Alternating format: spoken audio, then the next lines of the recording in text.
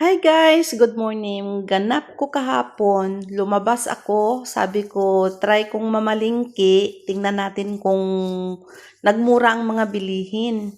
Pero grabe ang hangin, tingnan nyo. Naglalakad ako dyan, pero sobrang layo ha. Sobrang layo yung nilakad ko. Kasi pag nagtaksi naman ako, ang mahal naman talaga ng singil ng taxi.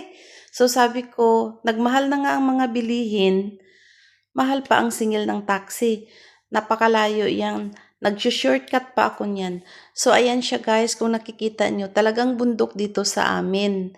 Kaya sabi ko, kung makikita mo palagi sa mga vlog ko, meron din ako doon sa mga reels ko, pero ang ganda ng mga bundok na dinadaanan namin. Di ba sa Baguio, may mga bundok din. Pero dito, ibang klaseng bundok, walang mga puno. Talagang disyerto siya. So, ayan, naglalakad tayo, pero grabe ang hangin, maalikabok. Pagdating ko niyan mamaya sa bahay, hindi ko lang alam kasi yung allergy ko, yun yung tinuturo ko sa mukha ko, talagang magti-trigger na naman. Tapos, ayan, mag-shortcut ako dyan. Alam nyo ba, walang nag-shortcut dyan na babae. May mga nagso-shortcut pero syempre lalaki. Syempre pag babae mahiya ka naman, 'di ba? Ang mga babae mostly nagsasakay talaga sila sa taxi o doon sila dumadaan sa kalsada sa main road. Pero ako dahil syempre sobrang layo ang nilakad ko, shortcut talaga ako. Pagkatapos yan guys, sabi ko yung buhok ko tingnan nyo. Kaliligo ko lang yan ha, pero tingnan nyo, nag-o-oily siya. Nag-i-sticky dahil sa sobrang mainit yan eh. Tapos nag-i-sticky siya dahil sa alikabok. Pero di bali pagdating sa bahay maliligo talaga ako. Yung loob ng katawan ko niyan, grabe ang kate. Sobrang kate diyan.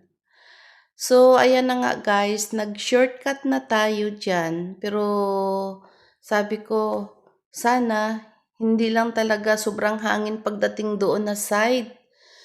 Pero pagdating pala doon na side, grabe man ang hangin.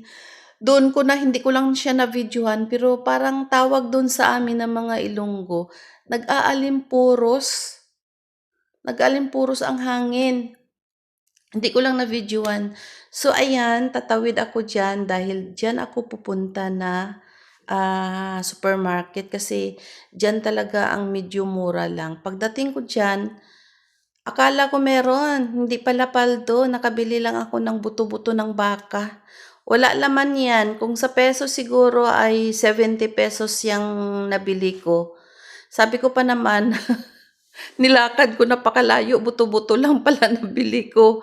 So, ayan, nag-decide ako na bumalik doon sa isa kasi sabi ko, parang ginutom ako. Pagdating ko doon, nandun na pala yung asawa ko, naghihintay sa akin kasi may pinuntahan din yung asawa ko. Buti dinalhan niya ako ng sandwich.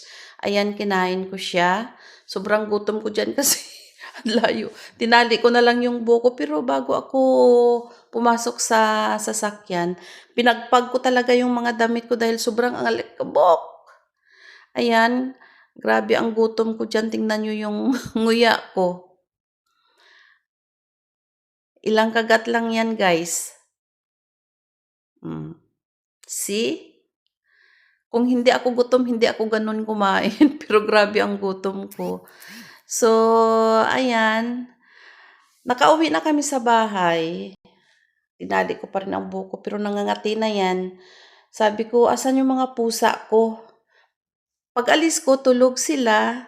Pagdating ko, tinry ko buksan kasi hinanap ko sila, wala. Ayun. Same pa din. Doon pa rin sila tulog.